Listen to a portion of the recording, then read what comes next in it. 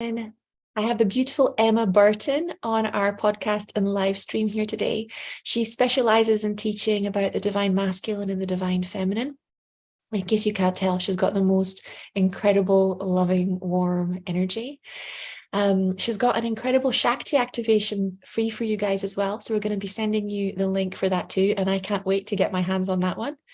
And we are going to allow the universe to kind of come in and show us where to go and where to flow, because there's so much coming up on this topic right now. So I'm going to hand over to Emma Burton, let her introduce herself to you, tell us a little bit more about herself and what she does. Oh, thank you. So yeah, this work found me rather than me seeking it out. I have been on a journey of self-discovery from early teens and had a mother who was like the tractor driving, farmy, but spiritual, crystal healing homeopath. So brought up on that stuff, sort of the slightly alternative way. And then found yoga to just really help me feel better about myself. I sort of had that body dysmorphia growing up, undiagnosed, but that really loud voice in my head that was cruel and hateful. And it was that kind of voice I wanted to quieten and calm, and yoga was the way that it would just quieten down for a while. And then of course, training to be a yoga teacher, I wasn't planning on teaching, I just loved it. I was like, how does this work? This is the magic. And then that opened up, Akashic record reading and muscle testing, kinesiology, all of this other work, just kind of, a journey of just continuous learning. And then helping clients. I was specializing in fertility for a very long time and still do that work, and found that through the Akashic records, I could open up conversations with soul babies for the women who were really struggling, but really knew that they wanted to be a mum. And so would just help them to connect and do what needed to be done.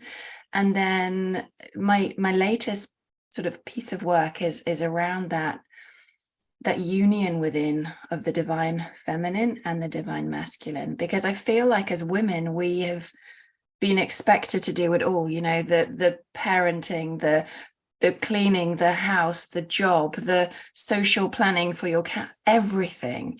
And we have been potentially in hustle mode, and that leads to burnout. So this boss baby, like we can do it all and do it all on our own, but actually it's like, instead of that, just actually coming into the flow of the feminine, but without, like, we need the masculine, and so many of us and clients I've worked with have had this relationship that is toxic with the masculine for, we women have been treated badly by society for eons. So this is a time, and I believe that the time we're in right now is that rebalancing time, after COVID and this new energy that's coming to earth.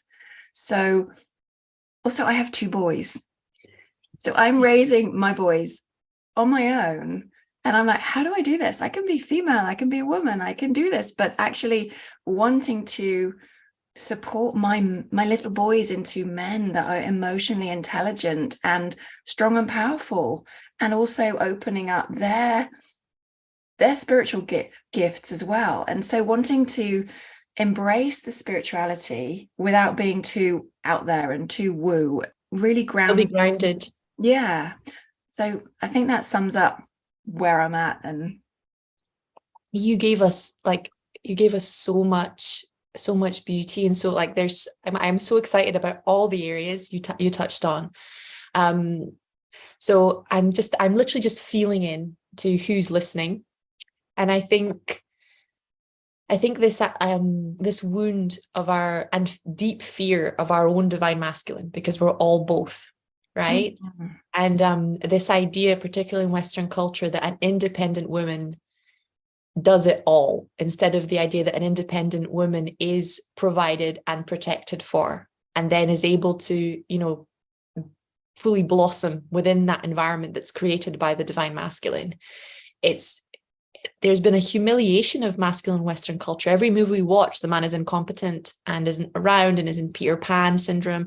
And other cultures, I have a lot of clients from India and Dubai, and in other cultures, they don't portray their men this way. you know, in media and books or things like that. The divine masculine isn't incompetent at running a home, at taking care of his children, at managing.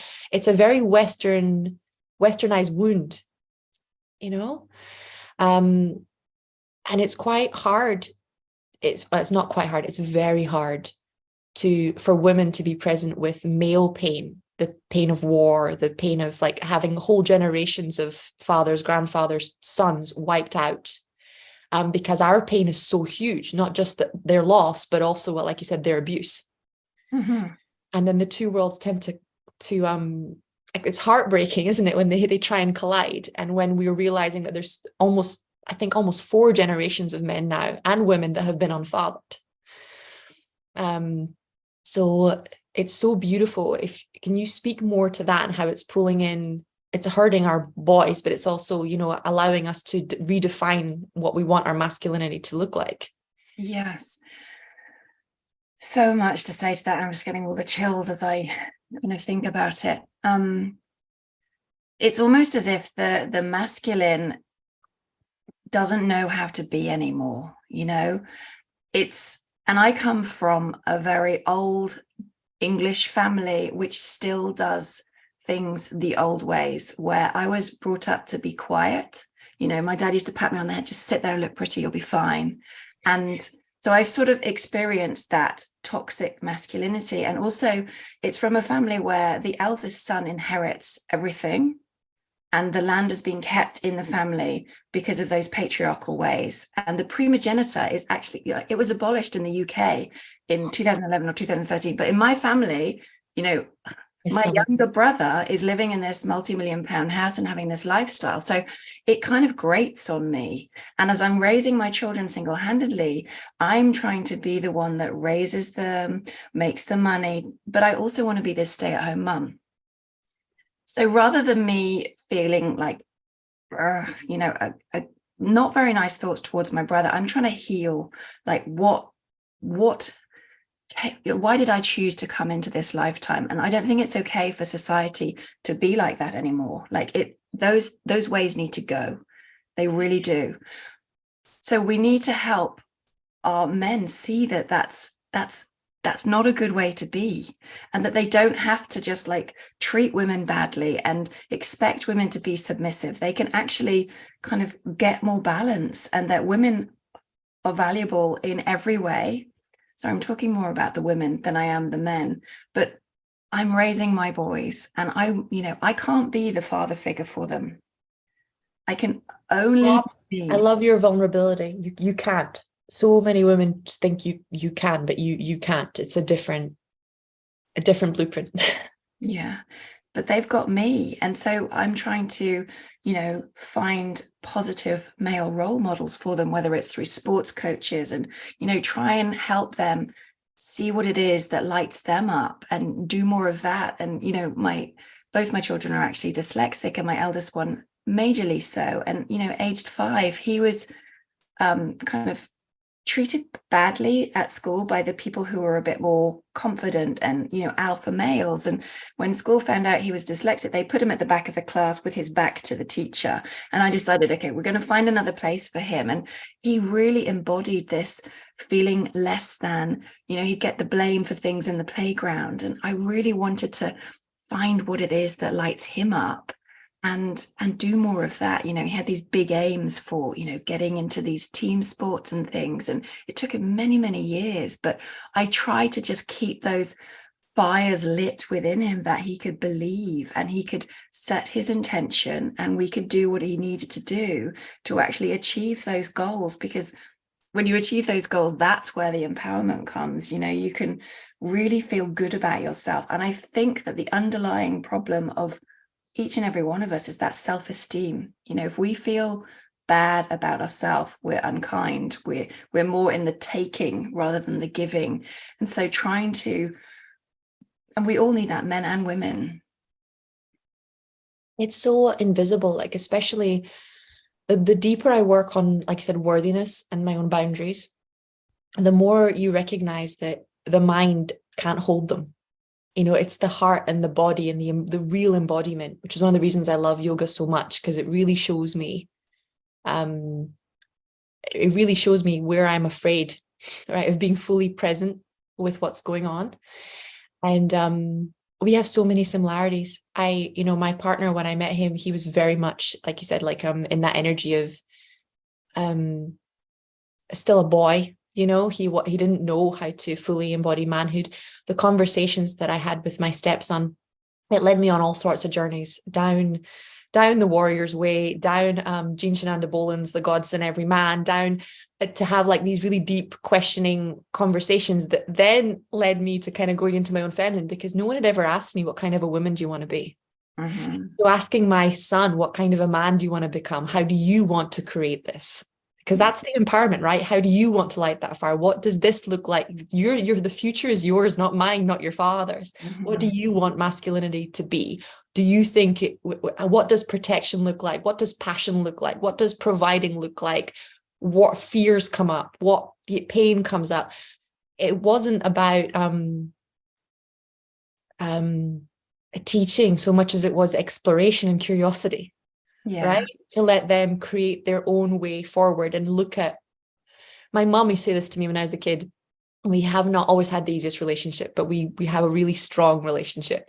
And she used to say to me, like, now that I have a son, I'm like, I was so hard on her in my teens. And she used to say, I used to be like, I hate it when you do that. And she used to be like, if you don't like it, don't do it. If you think you can do better, then do better. But I'm doing the best I can do. And it's that compassion, isn't it? To really understand that people are people. And then giving them space you're giving your kids space to explore who they are in the presence of your light and your flaws, so they can define who they want to become.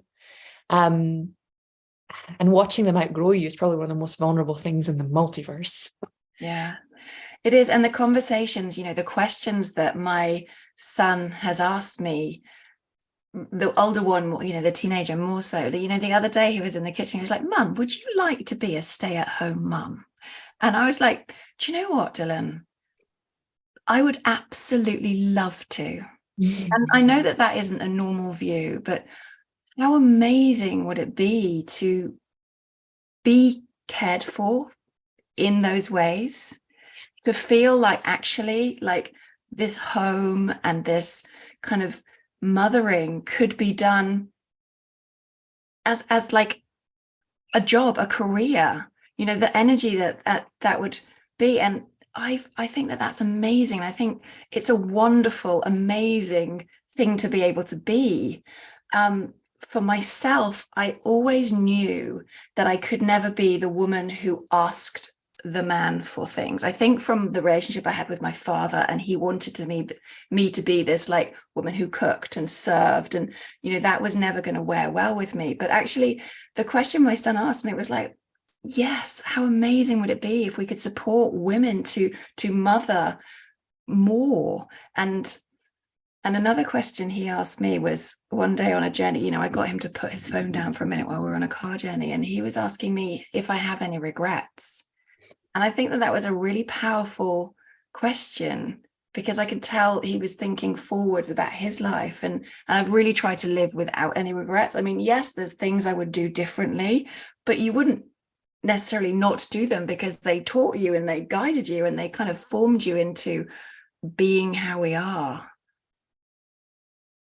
They have a way, I think, kids in general, of asking questions that just cut to the bone in a good way. I think this wound in the feminine, because like you said, so many men have in order to, the exchange for being stay-at-home moms was to be the servant. And that was the archetype, the slave, the servant archetype, for many, not for all. And I want to make that, clear that it's not for all.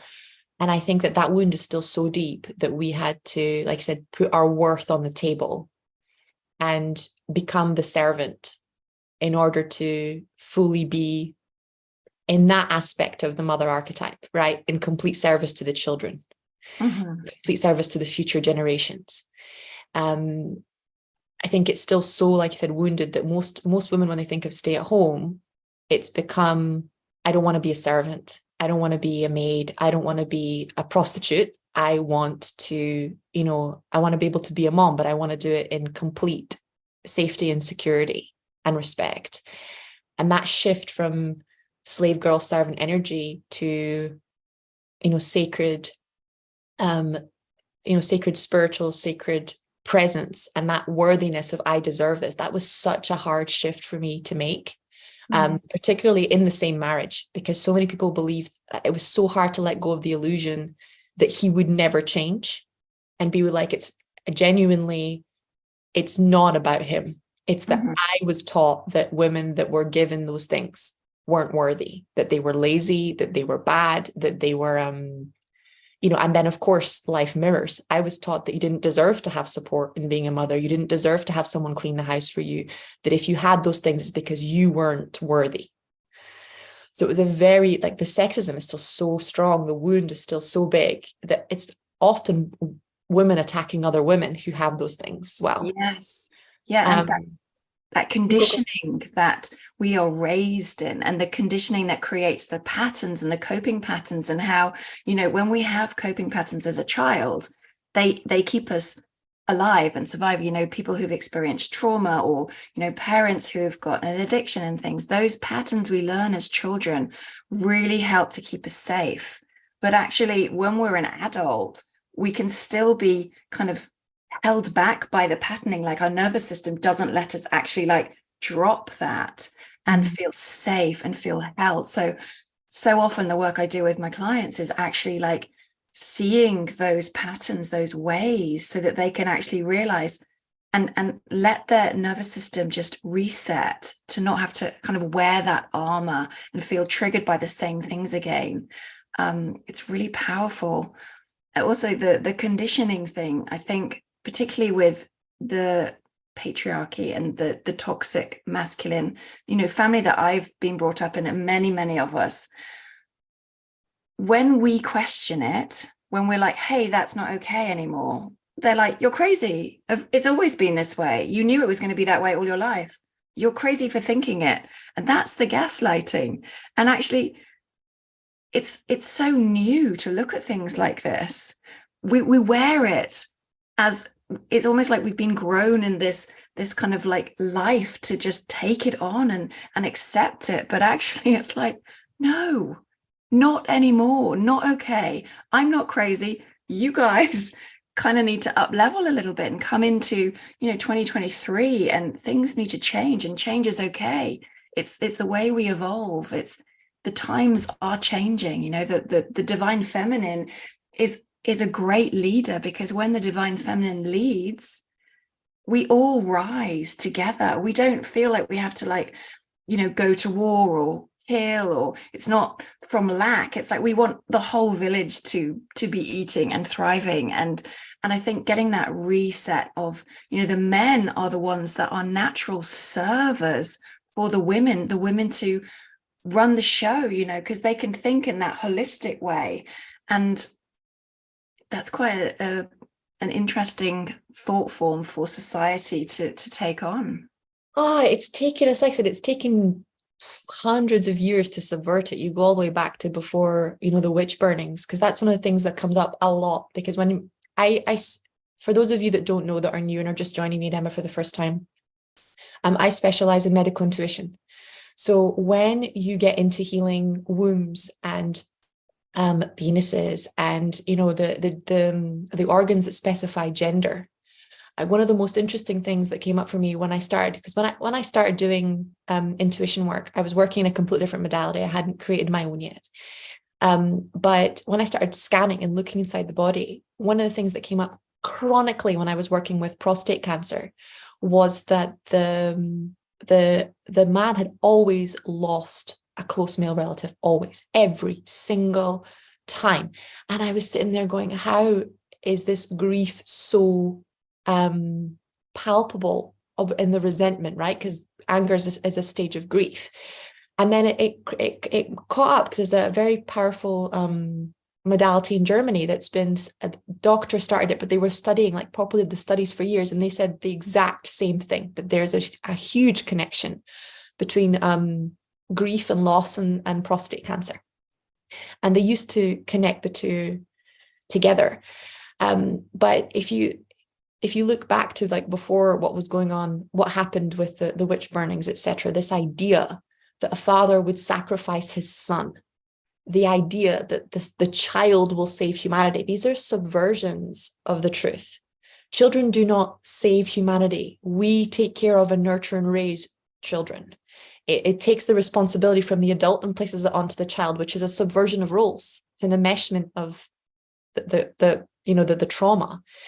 And when you look at what we were taught, it's exactly what you say. And I was talking to one of my soulmates years ago before I even met my husband. And he said to me, and this is like when I was still healing my feminine, didn't even know it. And he said to me, birds build the nests. And I was like, what? He was like, why do you think male birds build the nests? And I was like, no, women do the nesting. And he was like, no. He's like, men do the nesting and then the women choose the nest. And I was like, what?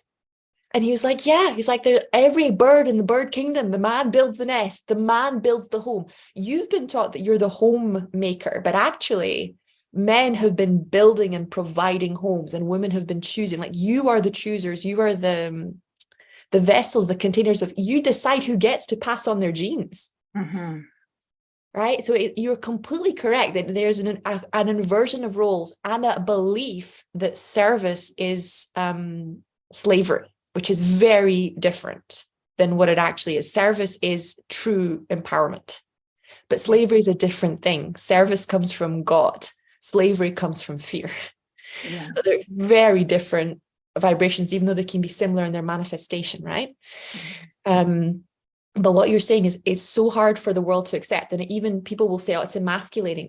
It's not. The true masculine understands that service of divine right order, right, and of feminine and of children is what protects the future. And the true masculine is in deep protection, deep divine protection mode for everything that will take society and evolution to the highest level that it can go. Yeah. And that requires fathers, that requires partners, that requires them. They're needed. But then you go back to the wars and the trauma. And like, if you look at the royal family in particular, the toddlers are 2 years old when they get stripped from their mothers and taken to the castle in Wales. Like, the mother wounds are deep. This, like you said, the fierce feminine has been so crushed. Mm-hmm. It's quite insane. It's starting to be reclaimed. Princess Diana started to reclaim it, and then, Kate reclaimed it because there was a woman in power, right? Mm-hmm. But what you said about men being the ones in service of the feminine, it's not about, and that's, I'm going to make it really loud and clear. It's not about putting them into slavery. It's not about ever putting them into the trauma that we had to endure, or any kind of retribution. It's about restoring that order where they were always the providers. And the providers of the home, of the nest, of the food, of the emotional space, of the financial space, of the spiritual space, so that the children could fully blossom. Yeah. And that's an honor to do so. It's not being a henpecked kind of under the thumb type thing, which is the sayings that we have about men in society, but it's actually like just reframing this. And a point I wanted to come back to is, the past few years, I've really been leaning into the more feminine ways, and the way that we as a society are we have this Gregorian, the calendar. Thank you. For some reason, I can't say that right now. And we live this life where, it's Monday to Friday and it's 9 to 5, all of this. But actually, as women, we cycle with the moon, the lunar cycle. And we used to, gather on the days where we were menstruating, and those were the days where we would come away from society and we were more heightened, more intuitive, and that was like the really magical time, and really honoring that sacred menstrual flow. And that's like the magic, the power that brings.